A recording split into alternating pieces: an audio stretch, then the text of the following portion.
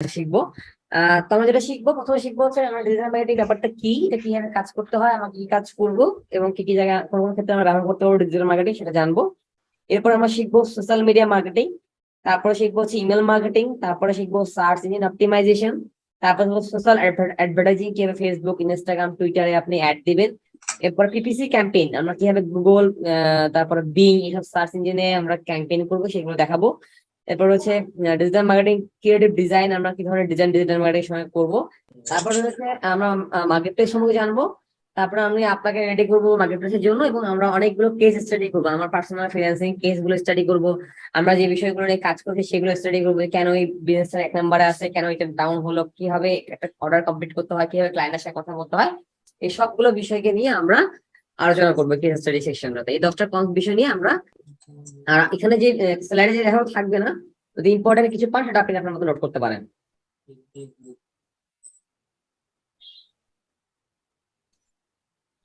তো আজকে যে বিষয়গুলো আমরা শিখবো সেগুলো টপিক 1। ওকে, আমরা মোটামুটি সবাই ডিজিটাল মার্কেটিং নাম শুনে যাই। আচ্ছা, আমাদের প্রথম স্লাইডটা ছিল যে ডিজিটাল মার্কেটিং কি সেই বিষয়টাকে নিয়ে। তো ডিজিটাল মার্কেটিং সম্পর্কে আমি এখানে বলেছি যে আসলে আমরা ডিজিটাল মার্কেটিং বলতে কি বুঝি, এটা নিয়ে আমরা কয়েকজনকে আস্ক করেছি। তো তারপর আমি একটা সংজ্ঞা দিয়েছি ডিজিটাল মার্কেটিং এর, যেখানে বলা হয়েছে যে ডিজিটাল মার্কেটিং হচ্ছে যে ডিজিটাল ডিভাইস এবং ডিজিটাল টেকনোলজি দুইটাকে ব্যবহার করে যে মার্কেটিং করা হয় সেটা হচ্ছে ডিজিটাল মার্কেটিং। শুধুমাত্র যে অনলাইন মার্কেটিং এর ডিজিটাল মার্কেটিং ব্যাপারটা এরকম না, আপনার ডিজিটাল টেকনোলজি ব্যবহার করে যে মার্কেটিংটা আপনি করছেন সেটাই আপনার ডিজিটাল মার্কেটিং। যে ওয়েবসাইটে করলে ডিজিটাল মার্কেটিং হবে এরকম ব্যাপারটা না। তো এটাই এখানে বোঝানো হয়েছে যে আমরা এক কথা সংজ্ঞাটা ভেবে শিখলাম, ডিজিটাল ডিভাইস এবং ডিজিটাল টেকনোলজি ব্যবহার করে যে মার্কেটিং করা হয় সেটাই হচ্ছে ডিজিটাল মার্কেটিং। 2 নম্বর হচ্ছে যে ভ্যালুস অফ ডিজিটাল মার্কেটিং, আমরা ডিজিটাল মার্কেটিং এ কেন শিখবো। তো 1 নম্বর জায়গায় আমি বলেছি যে আমরা পিপল রিচ করতে পারবো যেখানে তারা টাইম স্পেন্ড করে। ধরেন আমি একটা বিজনেস করি, তো আমার বিজনেসের অ্যাড টিভিতে দেখাই আমি। টিভিতে দেখালে কি হয়, যখন আমি টিভি দেখি দেখবেন যারা টিভি রেগুলার দেখে যখনই অ্যাডভার্টাইজ দিচ্ছে তো সে তখনই টিভিটা সুইচ করছে। অথবা যখন আমি টিভি দেখছি, অ্যাডটা যখন হচ্ছে আমি কিন্তু অ্যাডে মনোযোগ দিচ্ছি না, বা আমি মনোযোগ দিলেও দেখা যাবে আমার কাস্টমার হচ্ছেন যারা ওয়াইফ, হাউস ওয়াইফ, বা যাদের বয়স হচ্ছে 50-এর উপরে। তো দেখছে একটা বাচ্চা, তো বাচ্চা কিন্তু আমার থেকে প্রোডাক্টটা দেখে কিনবে না। তো এই যে প্রবলেমটা ফেস করতে হয় আমাদের টেলিভিশন মার্কেটিং এর ক্ষেত্রে, সেই প্রবলেমটা আমরা ডিজিটাল মার্কেটিং অ্যাপ্লাই করে সলভ করতে পারি। ধরেন আমার একটা ফেসবুক গ্রুপ আছে, এই গ্রুপে আমি কিন্তু খুব সুন্দরভাবে আমার টার্গেট অডিয়েন্সকে নিয়ে আসতে পারি। যেমন আমার ধরেন হচ্ছে আমার পছন্দ হচ্ছে যে আমি চাচ্ছি কসমেটিক আইটেম সেল করবো, কসমেটিক কারা কেনে, মেয়েরা কেনে। আমি একটা সুন্দর গ্রুপ খুলে ওইখানে মেয়েদেরকে জয়েন করাইলাম, করার পর তাদের কাছে কিন্তু আমি প্রচার করতে পারলাম যে এই ধরনের কসমেটিক্স এই বেনিফিট আছে। তারা তারপরে ওই কসমেটিক্স বেনিফিট থেকে তারা কিন্তু আমার কাছে এঙ্গেজ হবে। এরপরে ধরেন আমার একটা গ্রুপ আছে, ট্রাভেলের গ্রুপ, যেখানে ট্রাভেল করতে ভালোবাসে। সেই গ্রুপে নিয়ে আমি খুব প্রোফাইল খুব দেখে দেখে দেখে দেখে দেখে দেখে ব্যক্তিগুলোকে আমি গ্রুপে অ্যাড করলাম, বা আমি একটা গ্রুপে জয়েন করলাম যে গ্রুপে মানুষ ট্রাভেল নিয়ে অলরেডি কাজ করছে। সেখানে গিয়ে আমি কিন্তু সুন্দরভাবে ট্রাভেলের প্রচারণা করে আসতে পারবো।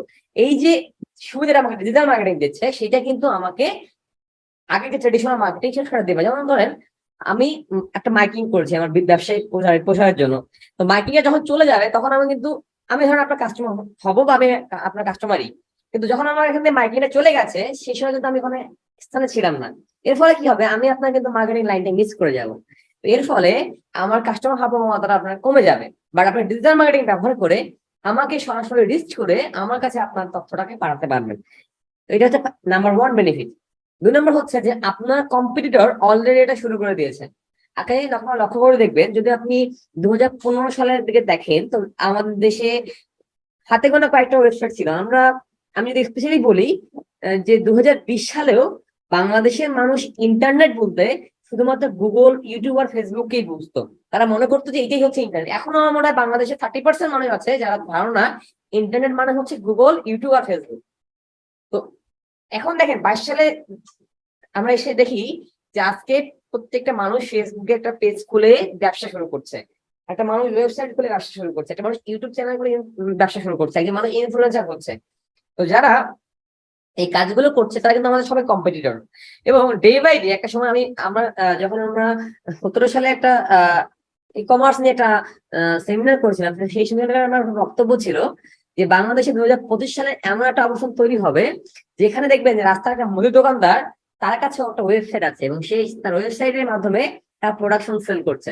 তো এই যে আমার কম্পিটিটর ডে বাই ডে কিন্তু এটা বিল্ড আপ হচ্ছে। তো আপনি যদি এখন থেকেই আপনার ব্যবসাকে নিয়ে কাজ করেন তাহলে আপনি কিন্তু মার্কেটে একটা ভালো অবস্থানে যেতে পারবেন। আর যদি আপনি এটাকে স্লোলি করতে থাকেন তাহলে কিন্তু বা ভবিষ্যতে পরে করেন তাহলে কিন্তু আপনার এই জায়গাটায় অপরচুনিটি লস হওয়ার পসিবিলিটি থাকবে। আর এটাই আমি ক্লায়েন্টকে বলবো যে আমার ক্লায়েন্ট, আপনার কম্পিটিটররা অলরেডি এই কাজটা শুরু করেছে। তারপরে আমরা এখানে লার্জার কর্পোরেশনের সাথে কম্পিট করতে পারবো। ধরেন আপনার বাড়ির সাথে আড়ং-এর দোকান আছে, আপনার পাশে একটা নর্মাল শোরুম দেখবেন, দেখবেন যে আড়ং-এর লোক, যারা কাস্টমার আসে আড়ং-এর লাইটিং দেখে ওই যত কাস্টমার সবাই ওখানে ঢুকবে, কেউ ওই পাশে দোকানে যেতে চাইবে না। কিন্তু যদি আপনি চান ডিজিটাল মার্কেটিং ব্যবহার করে আপনি কিন্তু আপনার প্রোডাকশনকে অনলাইনে তুলে একজন কাস্টমারকে দেখাতে পারেন, বাধ্য করতে পারেন দেখাতে, যদি আপনি সঠিকভাবে অ্যাড সিলেক্ট করতে পারেন। আপনার অ্যাডের কারণে আপনাকে কিন্তু দেখাবে। অ্যাড করার সময় সে দেখবে না এটা লার্জার কর্পোরেশন নাকি এটা স্মল কর্পোরেশন। তখন আপনার একটা বিশাল বেনিফিট থাকবে যে আপনি ওই বিগ কর্পোরেশন গুলোর সাথে কম্পিট করতে পারছেন। তারপর 4 নম্বরে বলা হয়েছে যে আপনি আইডিয়াল কাস্টমার খুঁজে বের করতে পারবেন। যেমন ধরেন আমার ব্যবসা হচ্ছে, সাপোজ আমি ট্রাভেল নিয়ে ব্যবসা করি, তাহলে আমার দরকার হচ্ছে কারা ট্রাভেলারটা। তো আমি চাইবো যারা আমি মূলত আমার ট্রিপ গুলো আমি ইন্ডিয়া ট্রাভেল নিয়ে কাজ করে থাকি। তো আমার সব কাস্টমার যারা ইন্ডিয়া ট্রাভেল পছন্দ করে এবং ইন্ডিয়াকে পছন্দ করে, তো আমি চাইবো যে সেই ট্রাভেল গুলোকে আমার ব্যবসায় দেখাতে। তো আমি কি করি, তো যেহেতু আমার অফিস হচ্ছে রংপুরে, আমি রংপুর এবং ঢাকাতে টার্গেট করে শুধুমাত্র এই এলাকাগুলোতে আমার অ্যাডভার্টাইজিং চালাই। কারণ আমি যদি চাই যে আমার অফিস থেকে 1 কিলোমিটারের মধ্যে আমি অ্যাড দেখাবো, আমি কিন্তু সেই এরিয়াটাকে মার্ক করতে পারবো। আমি যদি চাই যে আমার যারা অ্যাড দেখবে তারা শুধুমাত্র ছেলেরা দেখবে বা শুধুমাত্র মেয়েরা দেখবে বা উভয়ে দেখবে, তারপর তাদের মধ্যে একটা ইন্টারেস্ট থাকবে, তারা ট্রাভেল করতে ভালোবাসে, তারপরে ইন্টারেস্ট থাকবে তারা অবশ্যই ইন্ডিয়াকে ট্যুরিস্টের জন্য পছন্দ করে, তারপরে অর্থাৎ তারা ইতিমধ্যে 2-1 বার ট্রাভেল করেছে বা তাদের পাসপোর্ট বা ভিসা রয়েছে। এইভাবে আমি তাদেরকে টার্গেট করতে পারবো, করে আমাকে এজ গ্রুপে দেবো যে আমার তারা দেখবে যাদের বয়স হচ্ছে 20 থেকে 50 বা 45। তো এই টার্গেটটা আমি করতে পারবো। কিন্তু যখন আমি নর্মালি ট্রেডিশনালি মার্কেটিং করতে যাব তখন আমার কাছে এই ধরনের কোনো অপশন থাকবে না, আমাকে লোক পাঠিয়ে পাঠিয়ে পাঠিয়ে আমাকে ওই লোকগুলোকে কালেক্ট করতে হবে, তারপর আমি ভালোভাবে এটা করতে পারবো না। কিন্তু ডিজিটাল মার্কেটিং যদি আপনি সুন্দরভাবে করতে চান, তাহলে আপনি যদি মোটামুটি বাজেট থাকে তাহলে আপনি এইটাকে সুন্দরভাবে ক্যাপচার করতে পারবেন। তারপরে রয়েছে you can monitor campaign and optimize them better result. তো আমরা যখন ডিজিটালি ক্যাম্পেইন করব, তো সেই ক্যাম্পেইন গুলোকে আমরা দেখতে পারবো যে আমার এই যে ক্যাম্পেইনটা হচ্ছে এখানে কারা দেখছে, কতগুলো মেসেজ আমি পেলাম, আমার কয় টাকা ব্যয় হচ্ছে পার মেসেজে, আমার কিরকম কস্টিং আছে, আমি কতগুলো রিস্ক পাচ্ছি, কতজন মানুষের ইমপ্রেশন পাচ্ছি, আমাকে কতটা লাইক দেওয়া হচ্ছে, কতটা থামস আপ দেওয়া হচ্ছে, আমার এই ক্যাম্পেইনটা কি অবস্থায় আছে, কতটা সেল হলো কতটা হলো না, এই সবকিছু আমি সুন্দরভাবে মনিটর করতে পারবো যদি আমি ডিজিটাল মার্কেটিং করি। কিন্তু ট্রেডিশনাল মার্কেটিং এটা মনিটর করা খুবই কষ্টকর ব্যাপার। এবং পাশাপাশি আমি সবচেয়ে ইম্পর্টেন্ট জায়গাটা হচ্ছে সেটা হচ্ছে ROI, রিটার্ন অফ ইনভেস্টমেন্ট। আমরা এইখানে অল্প টাকায় ইনভেস্ট করে বেশি মুনাফা অর্জন করতে পারবো। আমি যদি একটা উদাহরণ দেই, যখন আমরা নর্মালি স্টোর খুলে ব্যবসা করি তাহলে আমাকে কি করতে হয়, আমাকে একটা গুদাম ঘর নিতে হয়, তারপর আমাকে একটা স্টোর নিতে হয়, এরপরে ওই স্টোরটাকে আমাকে সাজাতে হয়, গোছাতে হয় এবং কয়েকজন লোককে এখন চাকরি দিতে হয়। দেওয়ার পরে ওইটার ফ্যান বিল আছে, কারেন্ট বিল আছে, সব বিল আছে, অনেক সিসি ক্যামেরা লাগাতে হয়, দিন রাত পাহারা দিতে হয়, তারপর আমাকে ম্যানেজমেন্ট করতে হয়, তারপরে আমাকে প্রোডাক্ট কিনে প্রোডাক্ট সেল করতে হয়। ঠিক আছে? তো ডিজিটাল মার্কেটিং এর ক্ষেত্রে আপনার কিন্তু এই এতগুলো জিনিসের কোনো প্রয়োজন নাই। আপনি খুব সুন্দরভাবে ভার্চুয়ালি এতগুলো জিনিস না কিনে অল্প কিছু স্পেস ভার্চুয়ালি কিনে সেইটাকে ব্যবহার করে আপনি আপনার ব্যবসার মার্কেটিং করতে পারেন, যেখানে আপনার ইনভেস্টমেন্ট কম বা আপনার রিটার্নটা অনেক হাই। ঠিক আছে? আমরা যদি অনেক গ্রুপ গুলো দেখি যে বাংলাদেশে শুধু ফেসবুকে ব্যবসা করে অনেক মানুষ তার আহ, অবস্থান পরিবর্তন করে ফেলেছে। তো এই 6টা বিষয় হচ্ছে আমাদের ডিজিটাল মার্কেটিং এর সব থেকে গুরুত্বপূর্ণ জায়গা, যা আমরা নিজেরা আমাদের শেখার কারণে ব্যবহার করতে পারি বা আমাদের ক্লায়েন্টকে বলতে পারি যে কেন সে ডিজিটাল মার্কেটিং করবে। ওকে, আমি নেক্সট স্লাইডে যাচ্ছি। তো এখানে আমাদের প্রশ্ন হতে পারে, আমরা তো জানলাম যে আমরা ডিজিটাল মার্কেটিং কোন কোন জায়গায় করতে পারি বা কেন করব। এরপর আমার কোশ্চেন হতে পারে যে আমি যে ডিজিটাল মার্কেটিং শিখবো, শিখে আমার লাভটা কি, আমি কোটি কোটি টাকা ইনকাম করবো। আবার যারা শিখতেছেন আমার সাথে তারা এই 12টা ভাবে টাকা ইনকাম করতে পারেন। নাম্বার 1 হচ্ছে make money as a content writer. আপনি খুব ভালো ইংলিশ লিখতে পারেন বা বাংলা লিখতে পারেন, তো আপনি আপনার কন্টেন্ট গুলো লিখে লিখে একটা ওয়েবসাইটে পাবলিশ করে সেইটাকে সুন্দর মার্কেটিং করে আপনি একজন আর্ন আর্ন করতে পারেন, আপনি সুন্দরভাবে এখান থেকে টাকা ইনকাম করতে পারেন। নাম্বার 2 হচ্ছে become an SEO expert and sell SEO service. World এর মধ্যে বর্তমানে ইউএস, ইউকে, অস্ট্রেলিয়া এই 3টা দেশে বা বর্তমান ওয়ার্ল্ডের বেশ বেশ দেশগুলোতে যারা উন্নত কান্ট্রি রয়েছে, সেই সবগুলো দেশে টপ 10টা জবের মধ্যে একটা জব হচ্ছে এসইও এক্সপার্ট এবং একটা জব হচ্ছে অ্যাডভার্টাইজিং ম্যানেজমেন্ট। যতগুলো কোম্পানি আছে, যেমন আমাদের দেশে একটা সময় মার্কেটিং একটা বিশাল জায়গা আছে, যেমন আমাদের দেশে বেসরকারি চাকরি করে এদের মধ্যে ম্যাক্সিমামই মার্কেটিং নিয়ে কাজ করে। তো দেখা যায় তারা মাঠে মার্কেটার হিসেবে কাজ করছে। ঠিক সেম ভাবে এখন ইউএসএ, ইউকে এবং আপনি কানাডা, অস্ট্রেলিয়া সব ভালো ভালো দেশে যদি আপনি সার্চ করেন যে টপ 10 জব কি, দেখবেন তাদের মধ্যে টপ করে জায়গার মধ্যে রয়েছে এসইও এক্সপার্ট এবং অ্যাডভার্টাইজিং এক্সপার্ট, যে খুব ভালো অ্যাডভার্টাইজ দিতে পারে, একজন যে ভালো এসইও করতে পারে। তো আপনি এসইও শিখে এটাকে আপনি সেল করতে পারবেন। তারপর হচ্ছে earn money with affiliate marketing.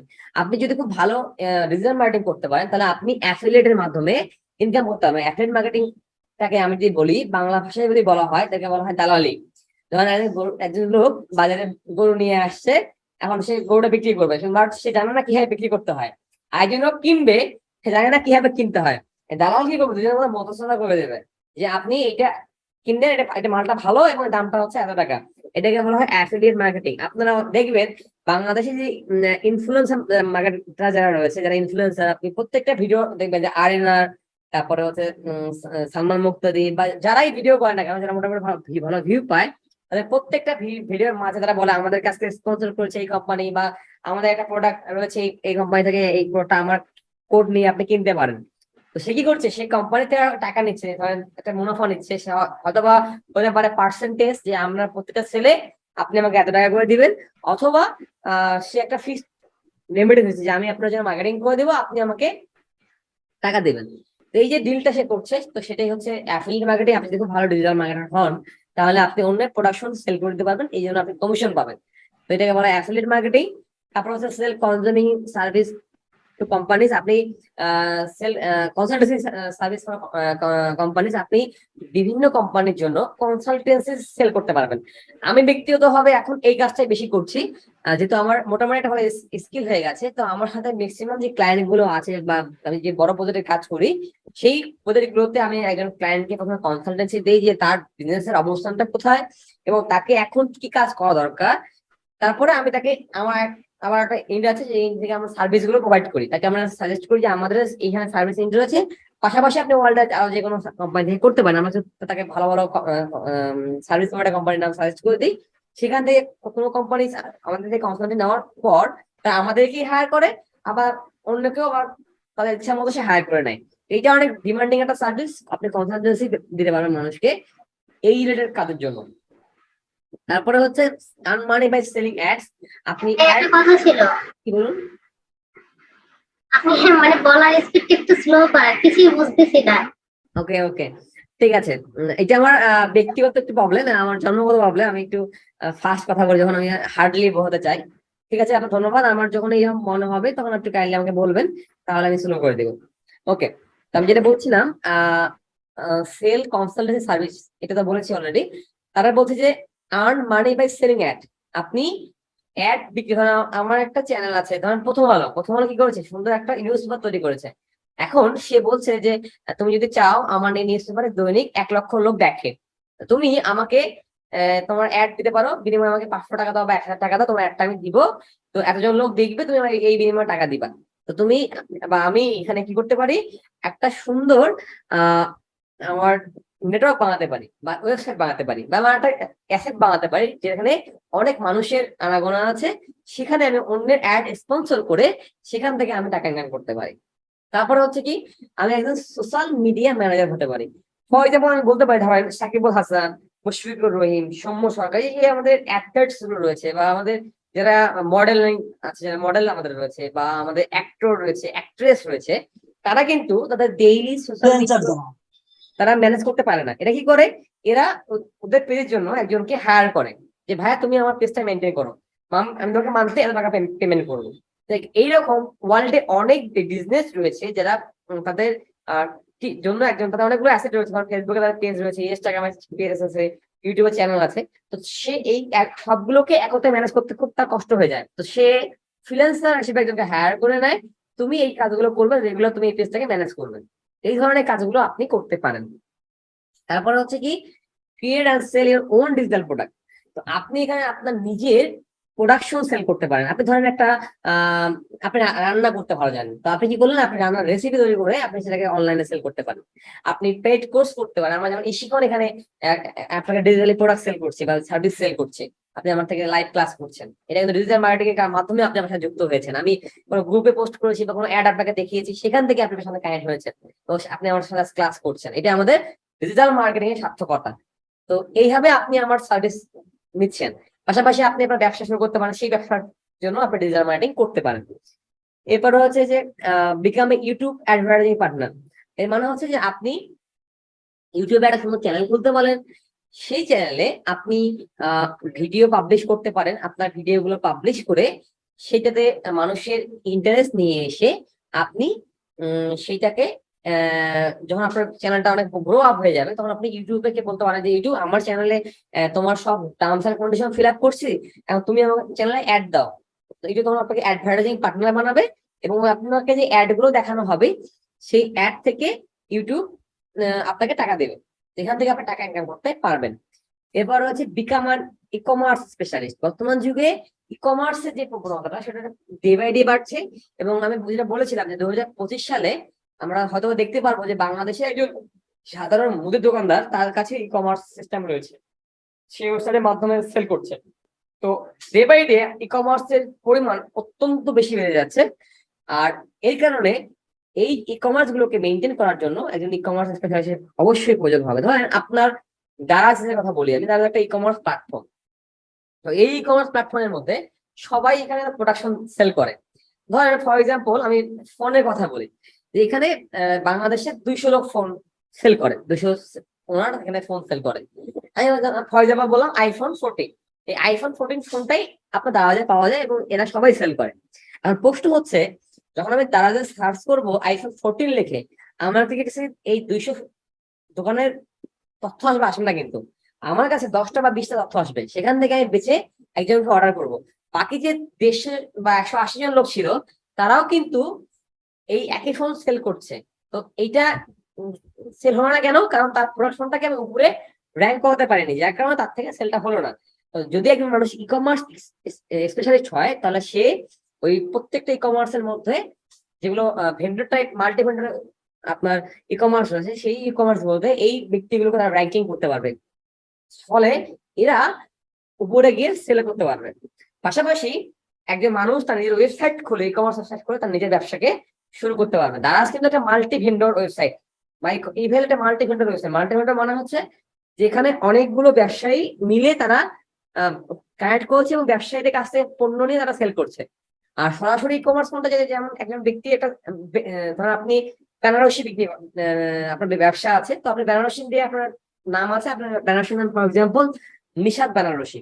তো আপনি কি করলেন, আপনি আপনার বাংলাদেশে 5টা স্টোর আছে, ঢাকায় আছে, বরিশালে আছে, ময়মনসিংহে আছে, 5টা স্টোর আছে। আপনি চান যে সারা বাংলাদেশের মানুষ আপনার কাছে অর্ডার করতে পারবে, এই জন্য আপনি কি করলেন, একটা ওয়েবসাইট খুললেন nishatbanaras.com। এখানে যে প্রোডাকশন গুলো আছে সবগুলো তো আপনার স্টোরে। তো এইটা খুলে আপনি কি মার্কেটিং করে সেল করবেন, এই জন্য আপনাকে একজন ই কমার্স স্পেশালিস্টের দরকার আছে, যে আপনার এই প্রোডাকশন গুলোকে সারা দেশে যখন সার্চ করে বেনারসি লেগে, তখন যেন তাকে গুগলে 1 নম্বরে নিয়ে আসতে পারে। তো এই জন্য আপনার একজন ই কমার্স স্পেশালিস্টের প্রয়োজন আছে। তারপরে হচ্ছে manage PPC campaign for other companies. PPC campaign মানে হচ্ছে আমরা যে ভাইয়া বলেছে যে ওয়েবসাইটে গেলে আমরা অনেক ধরনের অ্যাড দেখতে পাই, বা গুগলে সার্চ করলে আমরা অনেক ধরনের অ্যাড দেখতে পাই। এই পিপিসি মানে হচ্ছে পে পার ক্লিক। যখন আমরা কোনো ক্লিকের উপর টাকা দেওয়া হয় যে ক্যাম্পেইন গুলোতে, সেটাকে বলা হয় পিপিসি ক্যাম্পেইন। তো এইগুলো বিভিন্ন কোম্পানি যাদের সেল বৃদ্ধি করার জন্য এই ধরনের অ্যাড দিয়ে থাকে। তো আমরা এই ধরনের অ্যাড দিতে পারবো। এটা ওয়ার্ল্ডের টপ 10 জবের মধ্যে একটা জব, পিপিসি অ্যাডভার্টাইজিং বা ক্যাম্পেইন। তারপরে হচ্ছে গেট ডিজিটাল মার্কেটিং জব। আপনি সরাসরি ফ্রিল্যান্সিং মার্কেটিং এ এসে ফ্রিল্যান্সার হিসেবে আপনার সার্ভিস সেল করতে পারবেন। এরপরে আপনি ধরেন বাংলাদেশে যেমন আমাদের ইশিখন আছে, ইশিখনে কিন্তু আমরা ডিজিটাল মার্কেটিং করি না, ডিজিটাল মার্কেটিং করার জন্য একটা আলাদা টিম আছে, তাদেরকে স্যালারি দিয়ে রাখা হয়েছে যারা এই কাজটা করে। তো তো সে এসে কি করছে, এই সময় ডিজিটাল মার্কেটিং ব্যাপারটাকে সে হ্যান্ডেল করছে, এর বিনিময়ে সে প্রতি মাসে একটা স্যালারি পাচ্ছে। তো এই যে কাজটা আপনি করতে পারেন। এরপরে হচ্ছে কি, আপনি নিজের ব্যবসা আছে, সেই ব্যবসাটাকে আপনি গ্রো আপ করতে পারেন। এই তিন ভাবে কিন্তু আপনি ডিজিটাল মার্কেটিংটাকে ব্যবহার করতে পারেন। এরপর হচ্ছে কি, start your own digital marketing agency. আমি যে করতে পারি, একটা সুন্দর মার্কেটিং এজেন্সি ক্রিয়েট করতে পারি। করে ধরেন আমার এজেন্সি কি আছে, যেমন আমার ব্যক্তিগত এজেন্সি রয়েছে, সেখানে আমি ডিজিটাল মার্কেটিং সার্ভিস প্রোভাইড করি। পাশাপাশি আমার এখানে ওয়েবসাইট তৈরি করা হয়, আমার এখানে সফটওয়্যার ডেভেলপমেন্ট করা হয়, আমার এখানে ভিডিও অ্যানিমেশন করা হয়। আমি একটা কি করেছি, মার্কেটিং এজেন্সি বানিয়েছি, যে আমার ক্লায়েন্টের যদি কোনো বিষয়ের প্রয়োজন হয় তার ব্যবসার প্রচারের বা প্রসারের জন্য, সে যেন আমার থেকে এই সার্ভিসগুলো নিতে পারে। এবং আমাদের কাছে আসলে সুবিধাটা হচ্ছে কি, সে একবারে তার যা যা লাগবে সবগুলো আমার কাছে পাচ্ছে। তো এর ফলে কি হচ্ছে, আমরা প্রতি মাসে আমরা বিভিন্ন ধরনের বড় বড় কোম্পানিকে অফার দিচ্ছি, তারা আমাদের অফার গুলোকে অ্যাকসেপ্ট করছে এবং তারা আমাদের থেকে সার্ভিস নিচ্ছে। এখান থেকে আমরা একটা ডিজিটাল মার্কেটিং এজেন্সিও বিল্ড আপ করতে পারি।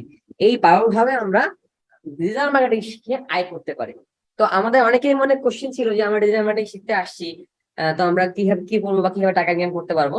তো আমার মনে হয় এই 12টা বিষয় আপনারা বুঝতে পেরেছেন এবং আপনারা এখান থেকে আয় করতে পারবেন।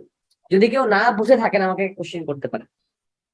ওকে, এরপরে হচ্ছে যে আমরা ডিজিটাল মার্কেটিং শিখছি, এই ডিজিটাল মার্কেটিং শিখতে গেলে আমাদের কি কি লাগবে। আমি সর্বপ্রথম যেটা মেনশন করেছি সেটা হচ্ছে ল্যাপটপ। অবশ্যই আপনার ফ্রিল্যান্সার হইতে গেলে একটা ল্যাপটপ লাগবে।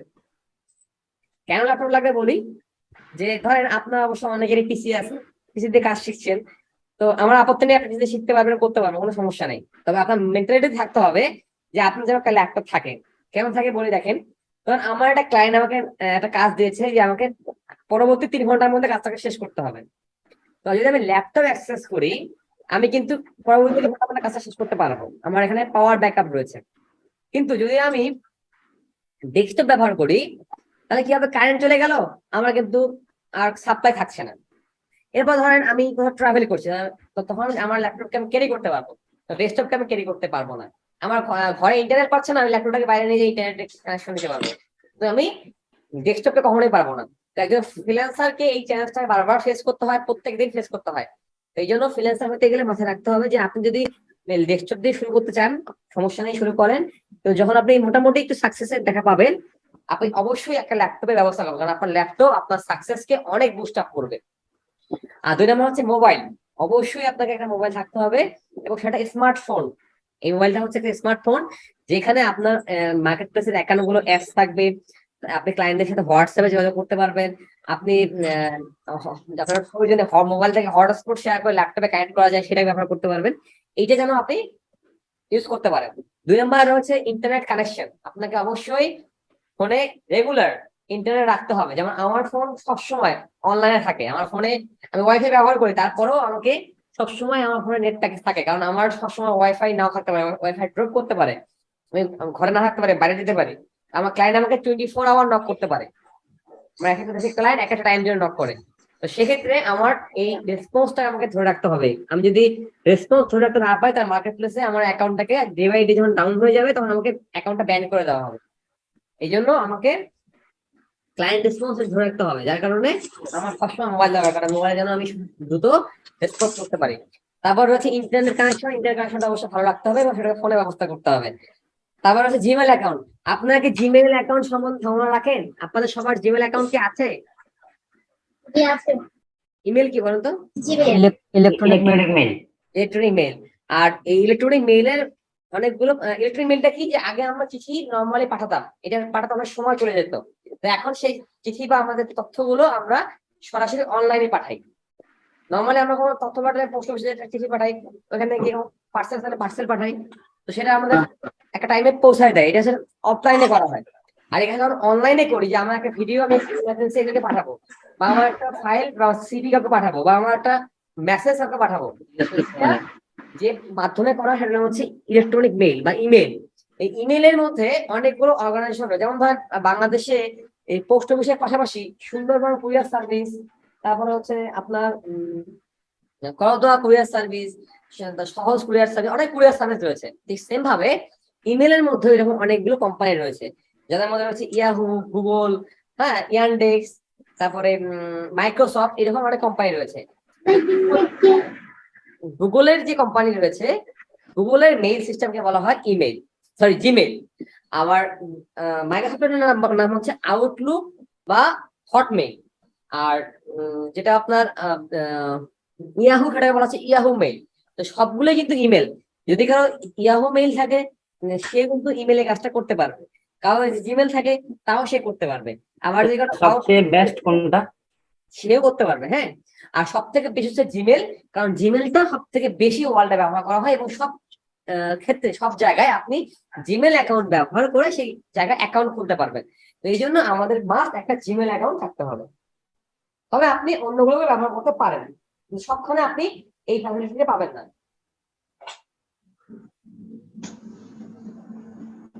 ওকে, তারপর হচ্ছে সোশ্যাল মিডিয়া অ্যাকাউন্ট। আমাদের কি করতে হবে? আমাদের তো, যেহেতু আমরা ডিজিটাল মার্কেটার, আমাদের কি করতে হবে? অবশ্যই সোশ্যাল মিডিয়াতে আমাদের অ্যাকাউন্ট থাকতে হবে। ফেসবুক, ইউটিউব, টুইটার, লিঙ্কডইন, সবখানে আমাদের একটা করে অ্যাকাউন্ট থাকতে হবে।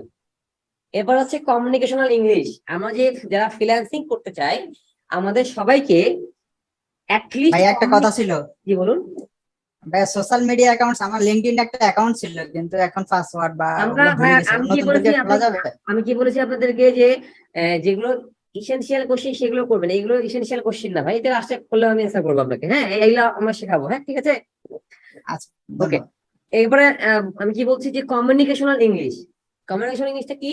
যে আমরা কথা বলতে গেলে যে ইংলিশ গুলো ব্যবহার করতে হয়, সেই ইংলিশ গুলো, hi, hello, how are you, এই যে কথাগুলো আমাদেরকে বলতে হয়, what you need from me, এই যে আমাদের ইংলিশ গুলো ব্যবহার করতে হয়। আমার ক্লায়েন্ট তো আমাকে কথা বলবে, সে বিভিন্ন দেশ থেকে আসবে, তার সাথে আমার কথা বলার কিন্তু একটাই ল্যাঙ্গুয়েজ, সেটা হচ্ছে ইংলিশ। তো আমি যদি ইংলিশ বলতে না জানি বা ইংলিশ পড়তে না জানি, তাহলে কিন্তু আমি এই সেকশনে পিছায় থাকবো। কারণ ওয়ার্ল্ডে ডিজিটাল মার্কেটিং এর কি আপডেটটা আসছে, ফেসবুকে কি আপডেট আসছে, ইউটিউবে কি আপডেট আসছে, এসইওতে কি আপডেট আসছে, গুগল কি নতুন পলিসি আপডেট করেছে, এই সবগুলোই ইংলিশে ব্লগ পড়ে জানতে হয়। যখন আপনি ইংলিশ পড়তে পারবেন না, তখন আপনি নিজে পড়তে পারবেন না, আপনাকে অন্যের কাছে শুনতে হবে যে ভাই এই আপডেটটা সঠিক না ভুল, এটা ঠিক আছে না ভুল আছে। এবং আপনার ক্লায়েন্ট যখন আপনাকে নক করবে, তখন আপনি কিন্তু রেসপন্স করতে পারবেন না। এই যে এখন আমাদের কাছে অনেকে আছেন যারা ইংলিশের নাম শুনলে ভয় পান। তো ইংলিশ নিয়ে ভয় পাওয়ার কিচ্ছু নাই। যদি আপনি ইংলিশ শিখেন ওই ক্লাসের, ক্লাস 1 ক্লাস 2 থেকে আমরা শিখে, আমরা ক্লাস 6 থেকে শুরু করেছিলাম, আমাদের ব্ল্যাক বোর্ডে স্যার লিখে দিত, এবং ক্লাস 12 পর্যন্ত আমরা রেগুলার ইংলিশ শিখেছি। যদি ওই ইংলিশ শিখতে যান আপনি, তাহলে আপনি আরো 50 বছরে ইংলিশ শেখা শেষ করতে পারবেন না। কিন্তু যদি আপনি ইংলিশকে, ওই যেমন আমরা হিন্দি সিরিয়াল থেকে হিন্দি বলতে পারি, হিন্দি সিনেমা থেকে হিন্দি বলতে পারি, যেমন আমি জন্মগ্রহণ করার পর আমাকে কেউ বাংলা ভাষা না শেখানোর পরও আমি বাংলা বলতে পারি, এইভাবে একটা ভাষা হিসেবে এটাকে ধরেন এবং এটাকে ডেইলি লাইফে প্র্যাকটিস করেন। পাশাপাশি দুটো আমি আপনাকে সাজেস্ট করতে পারি। একটা হচ্ছে মুনজারিন শহীদ স্পিকিং ইংলিশ একটা বুকস আছে, ওই বুকসটা কিনতে পারেন। আর পাশাপাশি 10 মিনিট স্কুলে একটা গ্রামাটিক্যাল কোর্স আছে, ওইটাও আপনি করতে পারেন। আর যদি আপনার এগুলো বেসিক ধারণা থাকে, তাহলে আপনি আইএলটিএস এর জন্য প্রিপারেশন নিতে পারেন। এটা প্রিপারেশন নিলে আপনার ইংলিশের মানটা অনেক ভালো হবে। তবে ইংলিশকে যদি আপনি ভয় পাওয়া শিখেন, তাহলে আপনি কখনোই ভালো করতে পারবেন না। আর সবচেয়ে বড় জায়গাটা হচ্ছে ইংলিশের ক্ষেত্রে, যে আমরা একজনের সাথে যখন কথা বলতে যাই, তখন আমরা ইংলিশ বলতে গেলে ইতস্তত বোধ করি। তো এটা হচ্ছে আমাদের ইংলিশ না পারার অন্যতম কারণ। যদি আমরা ডেইলি লাইফে ভুলভাবেও বলি, তো দেখবেন যে আপনার ইংলিশের জড়তাটা কেটে গেছে এবং আপনি আস্তে আস্তে ওই ভুলটাকে সংশোধন করে নিচ্ছেন। তো যারা ইংলিশে খুব ভয় পায় বা আমাদের ফ্রিল্যান্সার হওয়ার খুবই শখ আছে, ইচ্ছা আছে, কিন্তু ইংলিশে ভয় পায়, তাহলে কিন্তু আপনি ফ্রিল্যান্সার হইতে পারবেন না।